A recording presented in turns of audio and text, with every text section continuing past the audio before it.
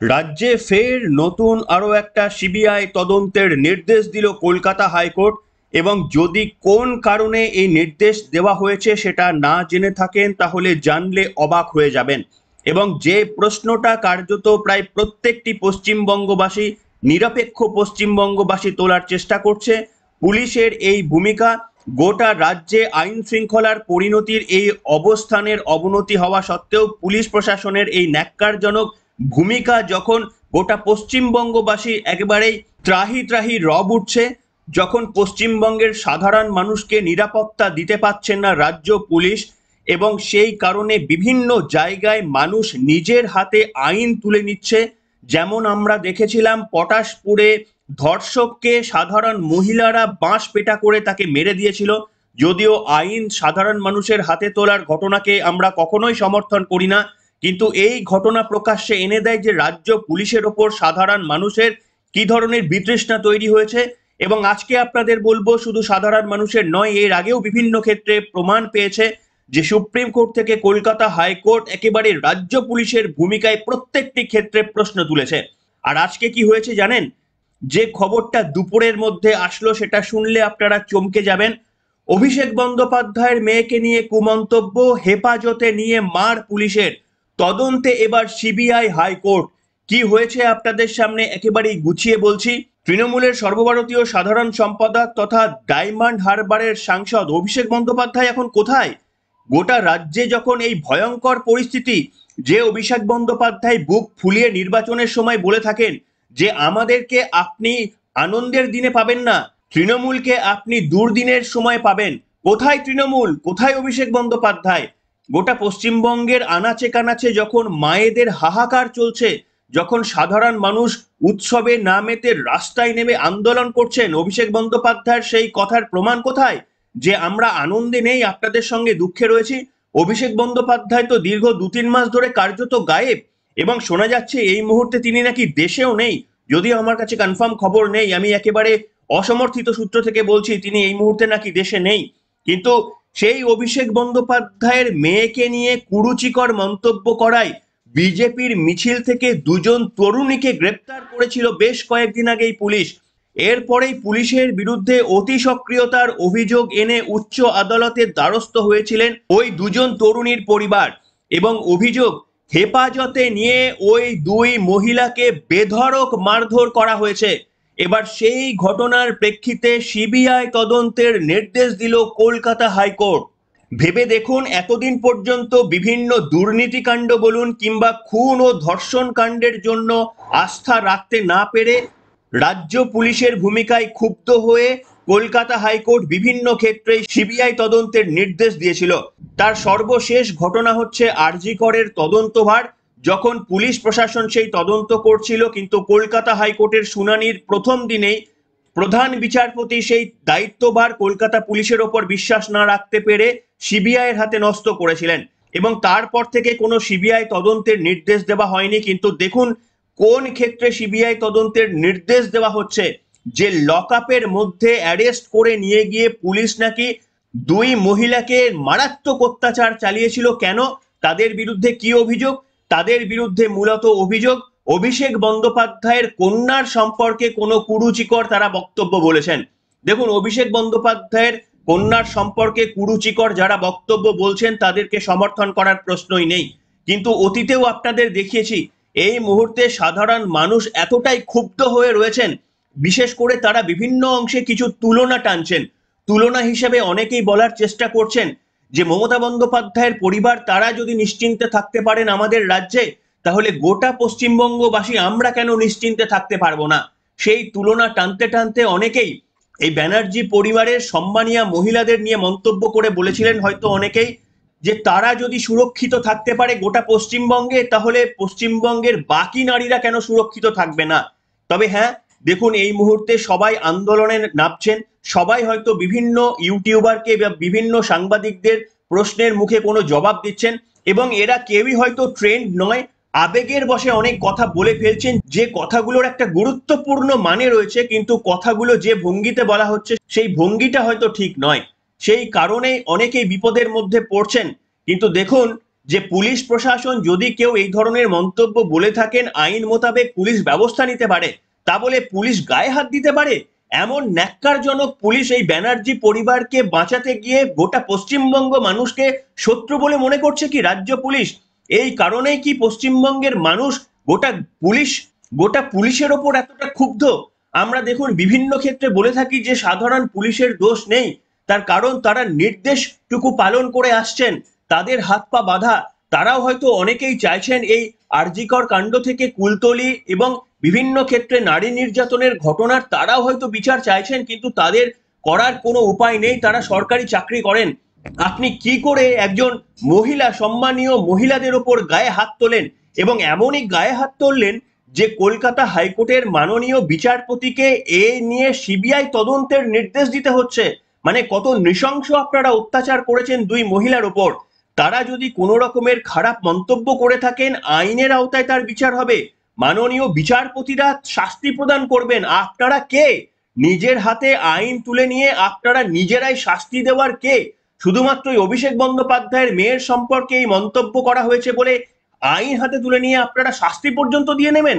এতটা আনুগত্য প্রমাণের মরিয়া চেষ্টা করবেন? আর অথচ যেখানে এই পশ্চিমবঙ্গের গোটা নির্যাতিত নারীরা মৃত্যুবরণ করছে সেখানে আপনাদের এই রকম নির্লজ্জ ভূমিকা। তার কারণ ওই সমস্ত দুস্থ পরিবারের পাশে গেলে হয়তো আপনাদের পদোন্নতির সম্ভাবনা কম। কোনো একটা ধর্ষণ কাণ্ডে ধর্ষকদের সত্যি আইনের আওতায় এনে কঠোর সাজা দিলে এই প্রশাসন জানি না আপনাদের কতটা সম্মানে ভূষিত করবে বা আপনাদের প্রশংসা করবে। কিন্তু হ্যাঁ, যদি অভিষেক বন্দ্যোপাধ্যায় কিংবা তৃণমূল কংগ্রেসের পরিবারের কাউকে যদি আপনারা প্রোটেক্ট করতে পারেন এবং সেই প্রোটেক্ট করাকে কেন্দ্র করে যদি আপনারা কারুর গায়ে হাত পর্যন্ত তুলতে পারেন, তাহলে নিশ্চিতভাবে আপনাদের প্রমোশনের একটা হয়তো সম্ভাবনা থাকতে পারে। সেই কারণেই জানি না এই নির্লজ্জ ঘটনা আপনাদের ঘটাতে হলো, জানিয়ে কলকাতা হাইকোর্টের এই মারাত্মক পর্যবেক্ষণ আপনাদের এই ঘটনার বিরুদ্ধে তদন্ত করার জন্য সিবিআই তদন্তের নির্দেশ পর্যন্ত দিতে হয়েছে। মঙ্গলবার কলকাতা হাইকোর্টের বিচারপতি রাজস্বী ভরদ্বাজের পর্যবেক্ষণ, পুলিশের এই আচরণ বরদাস্ত করা যায় না। যেভাবে হেফাজতে নিয়ে মারধর করার অভিযোগ উঠেছে তাতে পুলিশের উপর আদালতের ভরসা নেই, তাই ওই হামলার তদন্তভার সিবিআইকেই দেওয়া হোক। বিচারপতি ভরদ্বাজের নির্দেশ, তদন্তভার অবিলম্বে কেন্দ্রীয় তদন্তকারী সংস্থার হাতে তুলে দিতে হবে। আগামী 15ই নভেম্বর আদালতে তদন্তের প্রাথমিক রিপোর্ট পেশ করতে হবে সিবিআইকে। প্রসঙ্গত, আরজিকর কাণ্ডের প্রেক্ষিতে আয়োজিত এক প্রতিবাদ মিছিল থেকে অভিষেকের নাবালিকা কন্যাকে নিয়ে কুরুচিকর মন্তব্য করা হয়। অন্তত সংবাদ মাধ্যমের তাই দাবি। ভিডিওটা এই মুহূর্তে আমার হাতে নেই, তাই আপনাদের বলতে পারবো না যে সেটা কতটা কুরুচিকর বা সেটা কতটা অসহনীয়। এবং সেই কারণেই এক মহিলা ডায়মন্ড হারবার থানায় দুই তরুণীর বিরুদ্ধে মামলাও করেন। তারপরেই গত 7ই সেপ্টেম্বর নিমতা থানা থেকে গ্রেপ্তার হয় দুই তরুণী এবং পুলিশ তাদের হেফাজতে পাওয়ার পরই তাদের ওপর এতটাই অত্যাচার করতে শুরু করে যে শেষমেশ পরিবারের তরফ থেকে কলকাতা হাইকোর্টে গিয়ে সমস্তটা বলার পর সিবিআই তদন্তের নির্দেশ দিতে হলো কলকাতা হাইকোর্টকে। ভাবতে পারেন আর কোন কোন জায়গায় সিবিআই তদন্ত হবে? পুলিশ প্রশাসনের ওপর কতটা অবিশ্বাস তৈরি হচ্ছে সাধারণ মানুষের, কেন হবে না?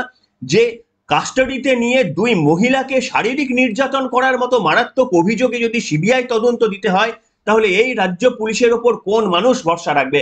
আর আপনারা জানেন রাজ্যের মাননীয় মুখ্যমন্ত্রী কয়েকদিন আগেই একটা পুজো উদ্বোধন করতে গিয়ে পুলিশের উদ্দেশ্যে বলেছিলেন যে আরো রাফ অ্যান্ড টাফ হতে হবে, আরো শক্ত হতে হবে, আরো বোল্ড হতে হবে, ভেতর থেকে কুল থাকবেন আর বাইরে থেকে বোল্ড হতে হবে আপনাদের। এই ধরনের মন্তব্য করেছিলেন রাজ্যের মাননীয় মুখ্যমন্ত্রী। অর্থাৎ এই মন্তব্যটা আরো একবার শোনাবো, আপনারা শুনে দেখুন তো যে কাদের উদ্দেশ্যে কুল থাকতে বলেছেন আর কাদের উদ্দেশ্যে রাফ অ্যান্ড টাফ থাকতে বলেছেন। আমার তো মনে হয়েছিল মন্তব্যটা শুনে, আমি ভুলও হতে পারি, আপনারা শুধরে দেবেন মন্তব্যটা শোনার পর, আরো একবার শোনাবো। আমার মনে হয়েছিল রাজ্যের মাননীয় মুখ্যমন্ত্রী পুলিশের উদ্দেশ্যে যারা প্রতিবাদী তাদের উদ্দেশ্যে পুলিশকে হয়তো বলেছিলেন যে আরো বেশি রাফ অ্যান্ড টাফ হতে হবে, আর সম্ভবত যারা অপরাধ করে যাচ্ছেন তাদের বিরুদ্ধে কি রাফ অ্যান্ড টাফ না হলেও চলবে পুলিশকে? জানি না, এই উত্তর আমরা জানি না। তবে মমতা বন্দ্যোপাধ্যায়ের প্রশাসনকে যখন আমরা চাইছি শক্ত হাতে ধর্ষকদের বিরুদ্ধে তারা এই কড়া মনোভাব দেখাক, আমরা খুশি হতাম যদি পুলিশ এই ধরনের আচরণ করত ধর্ষকদের সঙ্গে, অভিযুক্তদের সঙ্গে যদি এই রকম আচরণ করত, যদিও সেটা আইন অনুযায়ী করা যায় না, তাও বলছি যে মানুষ হয়তো আস্থা ফিরে পেত যে পুলিশ একেবারেই কঠিন। অথচ দেখুন যারা প্রতিবাদ করছেন, হ্যাঁ নিশ্চিতভাবে আমি কখনোই সাপোর্ট করি না যে অভিষেক বন্দ্যোপাধ্যায়ের নাবালিকা মেয়ে তো ছেড়ে দিন, যদি সাবালিকা হতো তাহলে তাকে নিয়েও কুরুচিকর মন্তব্য করাটা একেবারেই সমর্থন করি না, কিন্তু সেই মন্তব্যটা আমার হাতে নেই, শোনাতে পারবো না। কিন্তু আপনারা দেখবেন ওই কথাগুলোর মধ্যে আসলে বক্তব্যটা থাকে এরকমই যে অভিষেক বন্দ্যোপাধ্যায়ের পরিবারের যারা মহিলারা রয়েছেন, সম্মানীয় মহিলারা রয়েছেন, তারা যদি সুস্থ স্বাভাবিক জীবন যাপন করতে পারে, নির্ভয়ে থাকতে পারেন পশ্চিমবঙ্গে, আমরা কেন থাকতে পারবো না। মূলত এই ধরনের বক্তব্য আমি বিভিন্ন ক্ষেত্রে শুনেছি, কিন্তু তারা যে ভাষাগুলো প্রয়োগ করছেন সে ভাষাগুলো হয়তো সঠিক নয়। সেই কারণেই তাদেরকে আইনের আওতায় আসতে হচ্ছে, এবং আইনের আওতায় আসতেই পারেন তা বলে তাদের উপর কাস্টডি নিয়ে অত্যাচার করা হবে, এটা মানতে পারি না। রাজ্যের মাননীয় মুখ্যমন্ত্রী কয়েকদিন আগে কি বলেছিলেন শোনাতে চাইবো আপনাদের। আর তোমাদের বিরুদ্ধে কে কি বললো কি না বললো, ডোন্ট কেয়ার। রাজা চলে বাজার তো কুত্তা ভুকে হাজার, এটা মাথায় রাখতে হবে। যে কাজ করবে গালাগালি সেই খাবে, এটা আজকে কলিকালের নিয়ম। আর যে কাজ করবে না, কে তাকে গালাগালি দেবে? তারা নাকি সমাজের বড় বড় ত্রাতা। কেউ কেউ বল ভাবছে তারা ভগবানের থেকেও বড়। এত বড় ভগবান যে তার আগা পাশ তারা দেখা যায় না। মনে রাখবেন, আরো স্ট্রং হতে হবে, কুল্লি কাজটা হ্যান্ডেল করতে হবে। ওপরে থাকবেন কুল আর ভেতরে থাকবেন বোল্ড, এটা মাথায় রাখতে হবে। Be rough and tough and sometime be soft. আপনাদের কাজের ধারা হিউম্যানিটি, মানবিকতা, মানবিক দিকটাও দেখবেন। আর যারা শয়তান, আমি হই আর আপনি হই, তাদের কোনো রকম ক্ষমা করবেন না, সে যেই হোক। Take strong action. Government is absolutely behind the police forces. সত্যের জয় হোক। মা দুর্গা অশুভ শক্তির বিনাশ করুক, শুভ শক্তির জয় করুক, এটাই মায়ের কাছে আমার কামনা। শুনলেন বন্ধুরা, পুলিশকে রাফ অ্যান্ড টাফ হওয়ার একেবারে নির্দেশ দিয়েছিলেন রাজ্যের মাননীয় মুখ্যমন্ত্রী। তবে এই ঘটনা কাস্টাডিতে নিয়ে পুলিশি অত্যাচার কবে হয়েছিল বলতে পারবো না, মমতা বন্দ্যোপাধ্যায়ের এই নির্দেশের পরে না নির্দেশের আগে বলতে পারবো না, কিন্তু পুলিশ সবসময় সক্রিয় ভূমিকা দেখায় নবান্নকে খুশি করার জন্য। নিশ্চিতভাবে তারা সক্রিয় ভূমিকা দেখায়, কিন্তু তা করতে গিয়ে তারা গোটা পশ্চিমবঙ্গের মানুষের চোখের কাছে এতটা ছোট হয়ে যাচ্ছে, সেটা তারা ভ্রুক্ষেপও করছে না, ভ্রুক্ষেপ করার প্রয়োজনও বোধ করছে না। তার কারণ তাদের দরকার শুধুমাত্রই আনুগত্য মমতা বন্দ্যোপাধ্যায় এবং তার সরকার বা প্রশাসনের কাছ থেকে। কি বলবেন, এই ঘটনা নিয়েও কি সিবিআই তদন্ত হয়? আমরা ভাবতে পারিনি কখনো যে এই ঘটনা নিয়েও সিবিআই তদন্তের নির্দেশ দিতে হবে একদিন কলকাতা হাইকোর্টকে। আপনাদের মন্তব্য লিখে জানাবেন। অথচ দেখুন, যে অভিষেক বন্দ্যোপাধ্যায়ের কন্যাকে নিয়ে করা একটি অভিযোগে পুলিশ এতটা সক্রিয়, অথচ সেই অভিষেক বন্দ্যোপাধ্যায়ের একজন কর্মচারী ক্যামাক স্ট্রিটের, তিনি ফিরাদ হাকিমের এসডিওর বিরুদ্ধে একেবারেই মারাত্মক তোলার অভিযোগ তুলেছিলেন। তিনি নাকি তুলেছিলেন ফিরাদ হাকিমের ঘনিষ্ঠ একজন এসডিও বা সামথিং, আমি হয়তো টার্মটা ভুল বলছি, তার বিরুদ্ধে এইরকম তোলার অভিযোগ করা সত্ত্বেও পুলিশ প্রশাসন কোনো ব্যবস্থা নেয়নি। অথচ দেখুন, নিশ্চিতভাবে এই দুই নারী তারা ভুল করলেও পুলিশ কিভাবে তাদের উপর অকথ্য অত্যাচার করেছে সেটা আপনারা মনে রাখবেন। এই পুলিশের ভূমিকা, এই রাজ্য প্রশাসনের ভূমিকা কোনোদিন ভুলবেন না। এখনকার মতো এখানেই শেষ করলাম।